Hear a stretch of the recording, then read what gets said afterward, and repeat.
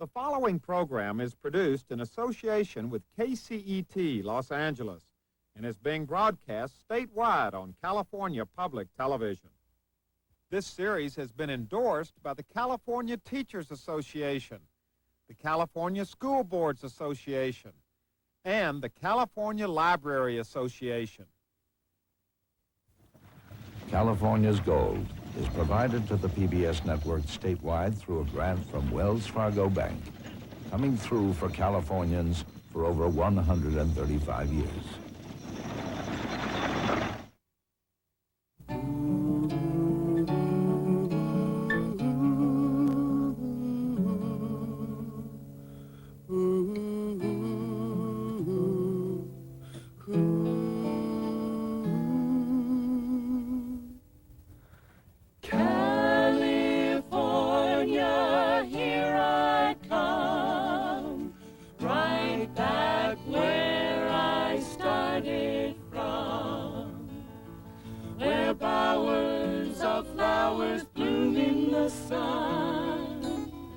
Each morning at dawning, birdies sing and everything.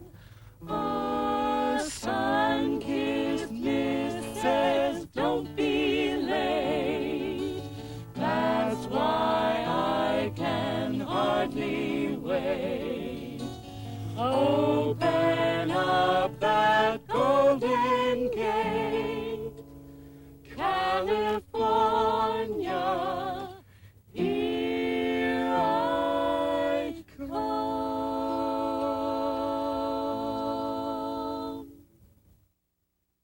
It's one of the oldest lakes in North America, over 700,000 years old. An ancient lake that's part of what used to be a huge ancient sea. It's a lake with no outlet. Its water is alkaline, 3 times saltier than the Pacific Ocean.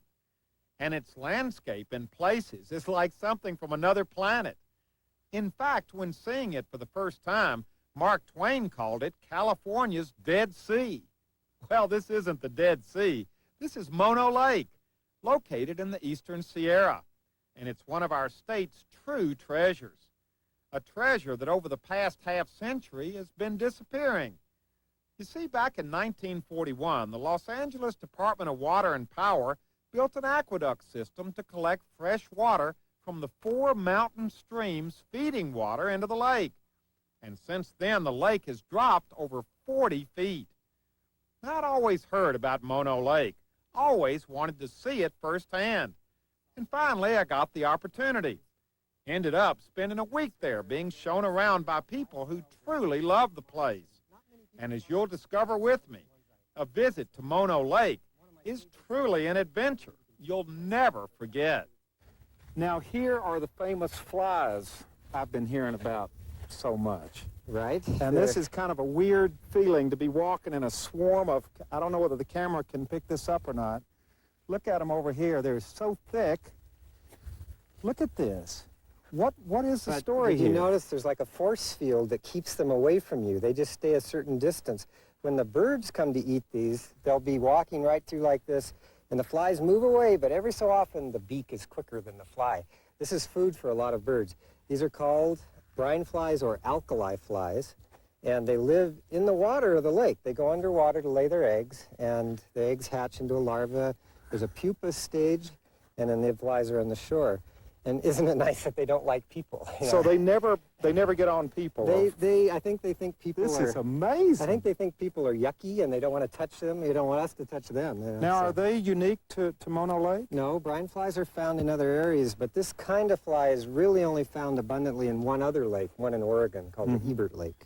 And what is their beneficial, I mean, what do they do? They fit into the food chain here. If you look at the birds out here, the birds are pecking, and then they're either eating flies themselves or the shrimp that are in the lake, the brine shrimp. And they eat the birds eat the adult flies. They also eat the fly larvae that's in the water swimming, the little wormy guys. Wow. Look at this. You can hear them, but they won't light on you at all. This is very strange, but it's all part of the chain.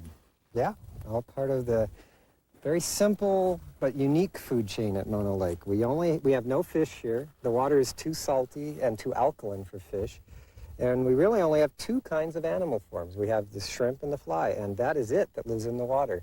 But they are incredibly abundant. Though there aren't very many kinds, they're enormous quantity, and that's why there's over 1 million birds that can come and feed on the food that's in the lake. So the birds would eat these flies or the shrimp that are out there? That's right. Where are the shrimp? Could we see the shrimp from here? Well, yes, I think we need to get into some cleaner water where we can see into the bottom better, where there isn't so much soap suds. This is, by the way, this isn't pollution. This is soap from the water of the lake. This lake has... What do you mean, soap? Well, this lake, if you want the recipe for Mono Lake, you'd put in salt in water, but also baking soda, lots and lots of sodium bicarbonate, that stuff we cook with, and that sometimes people wash in, and people actually used to come and wash in Mono Lake sometimes. There's a lot of baking soda here. So when the wind makes waves, we get soap suds. Now, what if I tasted this water right now? Go ahead. If you've got a good palate, you should be able to taste the salt and that bitter baking soda taste. See, I can't taste the salt at all. I thought it was going to be real salty. I'll reach out farther. And there's probably some fresh water. We had a lot of rain yesterday. There's a fresh water layer. There. There's the salt. We had rain yesterday, so there's a freshwater layer that's lighter than the salt water that's floating on top. What are you laughing about? Look at this man. What are you laughing about back here? What are you laughing about? Now, you can taste the salt. Have you tasted it? Have you tasted it yet? No. You should. It's a good way to understand Put your finger in there and let lake. me laugh at you. See, this has got a real... Not bad. This is really salty. I saw a chart somewhere that said this is saltier than the ocean. It's about almost 3 times as salty as the ocean today. Before the diversions began that have changed Mono Lake, it was about half as salty. There's half as much water today, so the lake gets saltier as it shrinks. The flies are not as big as they used to be because it's saltier water. It's harder for them to live in saltier and saltier water. And there aren't as many as there used to be. That's all part of the problems of Mono Lake right now. That taste is still in my mouth. That is a really salty taste. Let me say goodbye. Goodbye. Enjoyed meeting you. Okay. Enjoy your day. Man laughing at me. Now this is the tufa. Right? And what's a tufa is a common question. What is it? Well, I mean, at first glance, it looks like we're standing on the moon. This is the most interesting landscape I think I've ever seen, and I guess the question does beg itself, what is this stuff? It all goes back to the water in the lake, this strange water with the minerals in it. Tufa is a formation where springs, wherever you see these tufa, there were springs coming out of the ground, and the lake covered this area up, and a reaction occurred between the spring water and the lake water. So between the salt water and the fresh water. That's right. The fresh water has some calcium. The salt water has the baking soda, the carbonates, and this is calcium carbonate. And it builds up around the springs and grows upwards because the fresh water is trying to get up on top of the salt water to float on top of it. It's lighter, and so it heads that way. So all of this used to be completely covered by water. There's 2 things you know wherever you see a tufa. That had to have been Mono Lake, had to have been there, and then that other source of water, the fresh water, also had to have been coming up in that same area. Well, this is certainly spectacular, and you can see it not only here on land, but there's some of it sticking up out of the water as well. We've done some diving out there, and some of those are probably in 30 feet of water, so that the tower itself is maybe 50, 60 feet tall from the bottom. How do these things age? Do they age well? How long have they been out here like this? Well, these have been exposed since 1941, gradually more and more exposed. But so they've only been out of the lake for, somewhere between 10 and 50 years or whatever. They are subject to erosion from the weather, the rain and the ice and the snow. But our biggest concern we found after 10 years of monitoring the tufa towers is that people climbing and stepping on them is our biggest problem. And so we ask people to be very careful and, of course, not take pieces away. Well, we certainly have enough interest in everybody climbing around here and traveling all around and... See all of this that looks fallen right here? That's not people. A few years ago, in the early 1980s, the lake rose. We had these very wet years, and it actually toppled some towers as it rose. And then, of course, it's dropped again. So this is not so much people that cause this. Some people get disturbed if they see the fallen ones. Is this the best place to come in the lake to see the tufa? This spot we call the South Tufa area is, yes, the best place. There are about 6 major areas similar to this of tufa around the lake where it's really concentrated. But most of the others are wet because of those springs that form the tufa. And for some reason, this area is much drier and it makes it easier to explore. Yeah. But there are other spots to explore at the lake. And this Can we explore around the corner and certainly. see what's The back best, what I think is the best area of tufa is on around the corner. there? Okay. Wait a minute, I guess I better leave my tufa here. Yeah, I we should don't do want that. Why don't we go this way? take any- Right here. to... Okay, we're going to wander through the tufa and go to your favorite spot? Yeah, you could say that. I've got a few other favorites that I don't take everybody to. But, Oh, look. Look at this. I want you to imagine this underwater. We're going to, like you're snorkeling or scuba diving through here. Turn it all blue and make brine shrimp be swimming around, take the bushes away, and think about that. And this is just an incredible forest. So all of this was underwater, and like you say, there were shrimp swimming all around through it. Sure. And little, Look at these things. and everywhere here there would be a spring. There'd be a freshwater spring heading up towards the top of the lake through the You mean salt water. wait a minute, you mean the water would actually literally be coming out of these formations? Yes, that's how they form. Through the inside, the water would come out at the top and add more, and then it will come around on the outside too and add on to the outside, but primarily growing upwards right at that point. Now, does this mean there's water down there now? Springs that just... As we look into the shoreline now, we find that the spring water, a lot of it, the springs are still there, but they're out under the lake now. Instead of coming up here, they wait until we get under the lake water and come out there. Look at this one. Now, how fragile is this? It's fragile enough that I wouldn't want anybody to try to climb it. It Yeah. would break it. But it's been sitting here for 10 years, and we've been monitoring these for that long, and they're doing okay in the weather. They They seem to look hold like up. stalactites. Yes. Uh, Or I guess you hear stalagmites. stalagmites coming Yeah. up and stalactites. Chemically, they're the same, calcium carbonate, but the process is different in a cave when these drips form and form Look at all mineral this. deposits. This just goes on and on and on as far as you can see. This has to be what everybody comments on the most. This tufa area is, I think, one of the most photographed areas at the lake, and most of the photography you see, I think, comes from this area.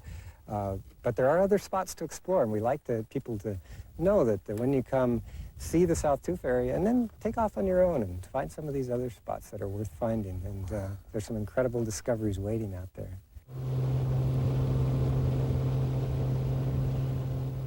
Our Mono Lake adventure continues with a boat ride, courtesy of Larry Ford, a naturalist with the U.S. Forest Service, who took me out to the middle of the lake to Paoa Island, which is volcanic and only about 200 years old. It looked like something out of Planet of the Apes to me, pretty rugged terrain. Now, we were there to visit what's left of a goat ranch, which operated on the island from 1917 to 1921. Of course, no one lives on the island these days, and walking through the dilapidated, deserted buildings was kind of eerie. Look at this. Look what I found. A shoe. Now, that's a historic shoe. Right. It's been hanging there since they left in 1920. There's all kind of stuff. Watch out for the nails. An empty tin can. Boy, this is real historic stuff. The only thing more historic than the tin can is the outhouse over there.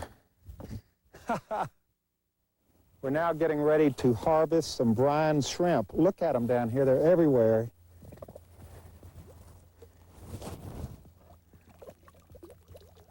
Boy, they are little. Now, once we left the island, Larry gave me an up-close and personal look at some of the estimated 4 trillion tiny little brine shrimp which call Mono Lake home. Look at this. There you go. You got 3 of them right there, just swimming around. That's a mated pair. They're mating They're mating in my hand? in your hand. Gosh. Just my luck to pick up a pair of mating brine shrimp. Heading back to shore, Larry carefully navigated the boat through some submerged tufa, which gave me a chance to actually touch one. What does that feel like? Is it slimy? Is it, Well, one way to find out, isn't there? well, I'm just curious as to what it's gonna... It's got a lot of crystals in it. It's reflecting Right. in the water. Oh, yeah. It's got a crystal feel to it. I didn't know they had that crystal stuff in there. Right. It's a... Look, it's reflecting in the light. And they're the ever-present brine shrimp all around it. Wow. Janet, in addition to being an absolutely beautiful lake to look at, this lake is a home to a lot of different kind of birds, and since you are the bird lady around here, tell us a little bit about the birds, starting, I guess, with the gulls who are all around us right now. Right. The gulls are the most common sight, especially in the summertime, and they're California gulls. There's lots of different kinds of gulls in California, but this particular species is called the California gull.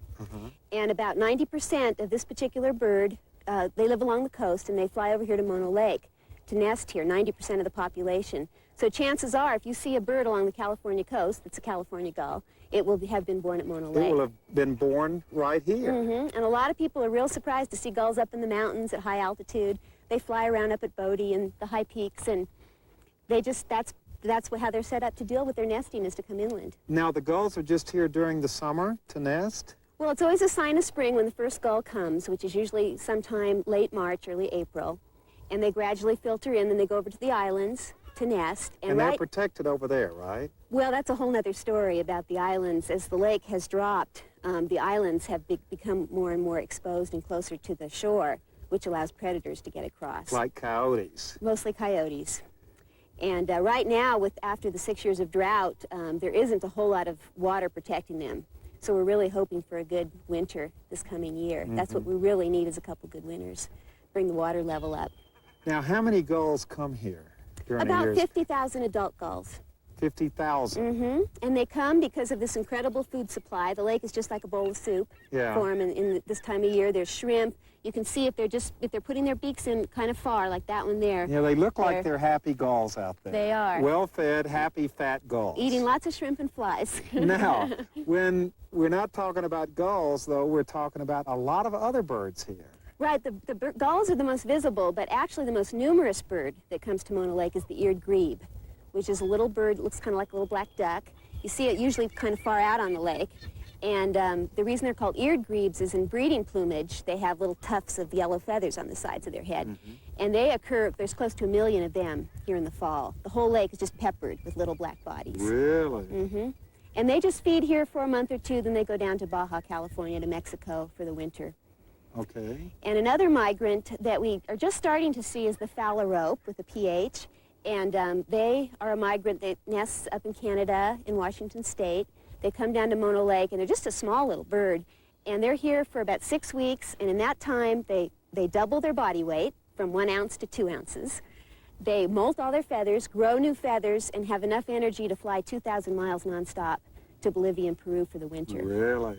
So it's just, that gives you an idea of just how rich of a food source this is, for them to be able to do all that. So this lake really has been is a major stop, plays a major role in the lives of a lot of birds. It's like a great big gas station for birds that they come by and fill up and go on their way. Some of them only stay a few days, some of them stay for months, some of them stay all year.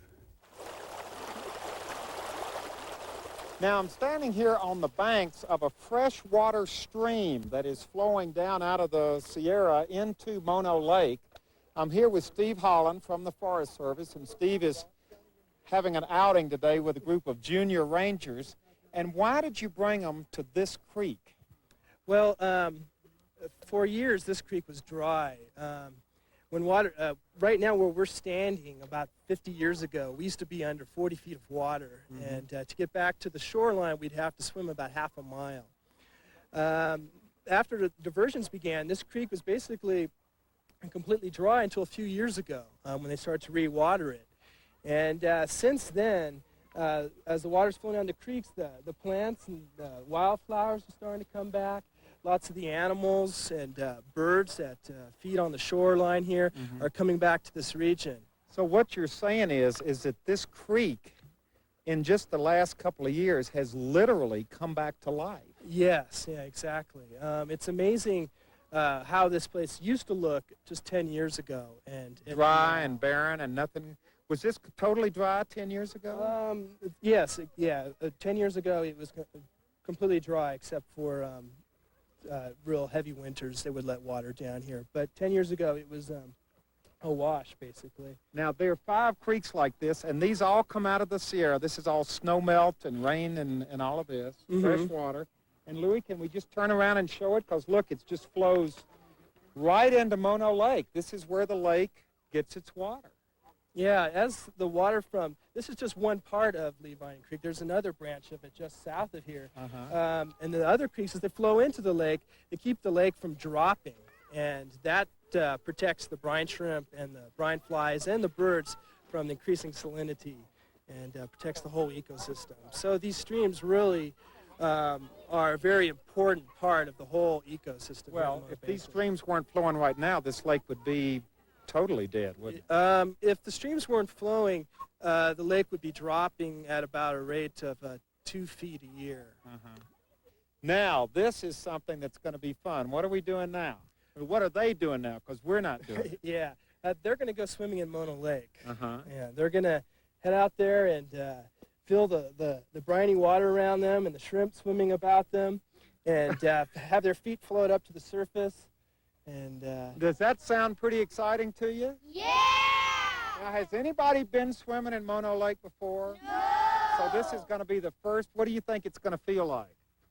I don't know. Okay, so we're going to try it. What do you think it's going to feel like? Slimy? Oh, that sounds like a lot of fun. Okay, are we ready? Yeah! Everybody's ready? Okay. 1, 2, 3, go!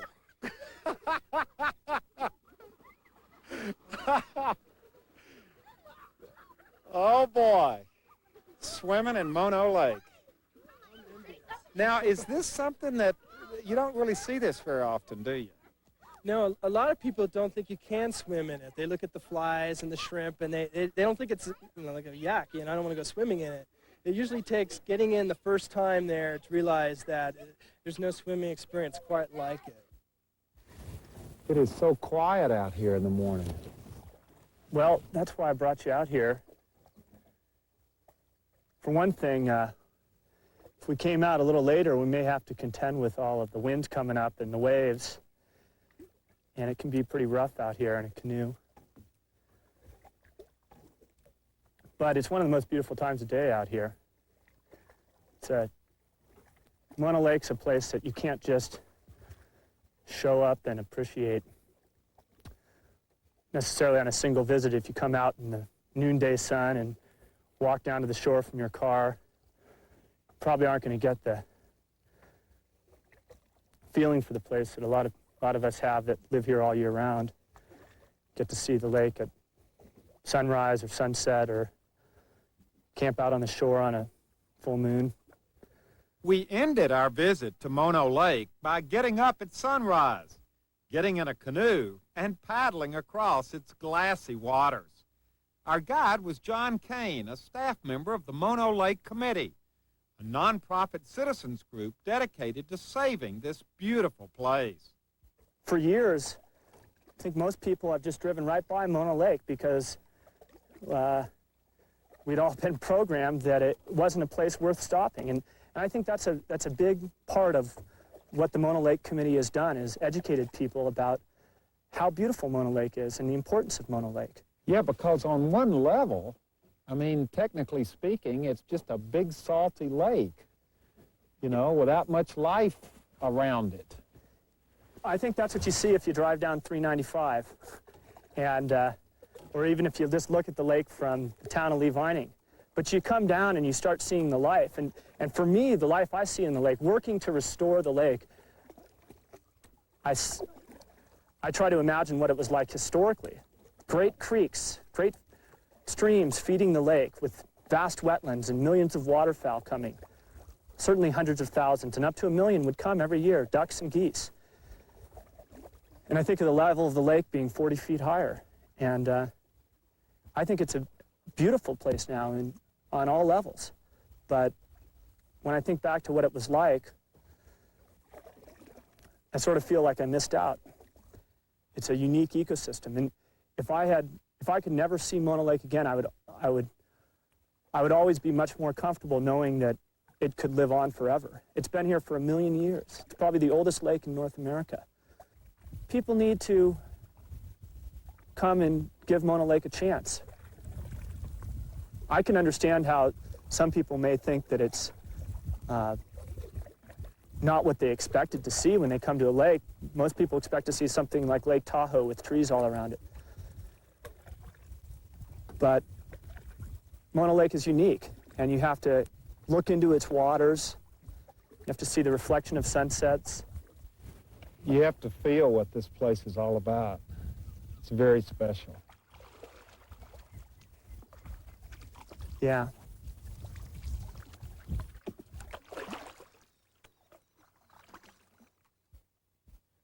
Well, as we prepare to leave, there is absolutely no doubt about it. This has definitely been one of our most enjoyable and educational adventures. To be completely honest with you, before I got here, I knew very little about Mono Lake. But after spending a couple of days here, I am convinced it's one of our state's true treasures. In fact, if there was ever an example of California's gold, Mono Lake is it. And it is well worth preserving for future generations. In fact, I'd encourage you to visit it for yourself and experience its beauties firsthand. This entire area of California is just spectacular. Well, in conclusion, as always, I'd like to thank you for joining us and invite you to tune in again next time as we all continue our search together for California's gold. California, here I come, right back where I started from, where bowers of flowers bloom in the sun. Each morning at dawning, birdies sing and everything. A sun-kissed mist says, don't be late. That's why I can hardly wait. Open up that golden gate, California, here I come.